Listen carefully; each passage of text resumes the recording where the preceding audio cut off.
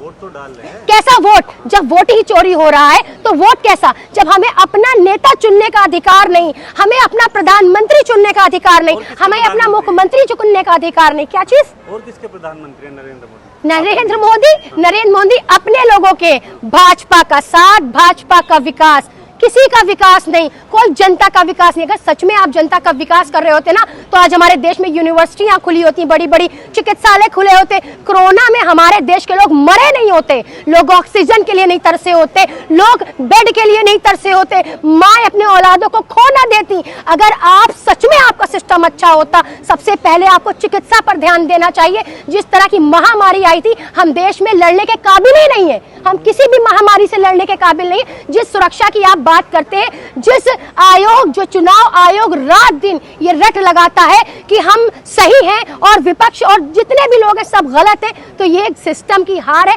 आपके पास कहने के लिए, बताने के लिए कुछ नहीं है, आप बिल्कुल फेलियर है, फेलियर सरकार है और प्रधानमंत्री भी फेलियर है। इस बात का जवाब दे चुनाव आयोग भी, और सिस्टम को ठीक करने की कोशिश जो करेंगे वो आगे एजुकेटेड लोग करेंगे। अनपढ़ों से देश नहीं चलता है।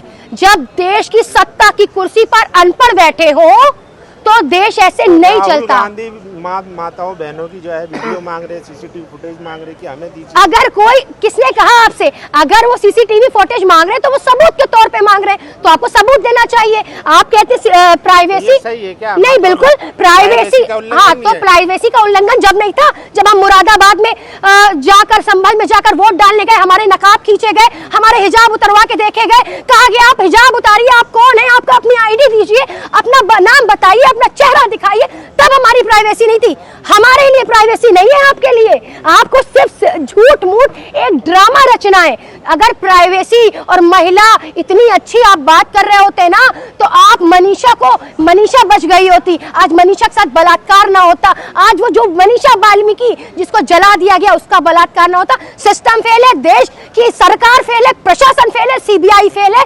मैं यही कहना चाहती हूँ, इनसे लड़ना होगा और हम सबको मिलकर लड़ना होगा, अपने कॉन्स्टिट्यूशन को बचाना होगा, अपने संविधान को बचाना होगा। महिला, अब मैं महिला की बात करूं तो मनीषा जिसका बलात्कार हो गया, उसके चेहरे पर तेजाब डाल दिया गया, उसकी गर्दन को काट दिया गया, उसके दांतों को जबड़ों से अलग कर दिया गया, क्या यह महिला सुरक्षा थी? महिला प्राइवेसी की चुनाव आयोग बात करता है। जिस देश में मनीषा जैसी लड़कियों का बलात्कार हो जाए, उनके मुंह पे तेजाब फेंक दिया जाए, किस सुरक्षा की बात करते? मैं सिस्टम को फेल मानती हूँ, मैं देश के सारे कानून को फेल मानती हूँ, मैं सरकार को फेल मानती हूँ। ये सब फेल है और इनको इस सत्ता की कुर्सियों से खुद से हट जाना चाहिए, इन्हें इस्तीफा देना चाहिए और देश को आगे ले चल के हम सारे लोग ही बढ़ाएंगे और हमारे जितने भी लोग हैं, युवा पीढ़ी, उसे आगे बढ़ना होगा और सिस्टम के खिलाफ एक लड़ाई लड़नी होगी और वो लड़ाई लड़ी जाएगी रोड पर। और जब रोड पर आंदोलन होते हैं, ये हमारा कॉन्स्टिट्यूशन अधिकार है आंदोलन करना, पीसफुल आंदोलन, जिसको कि आप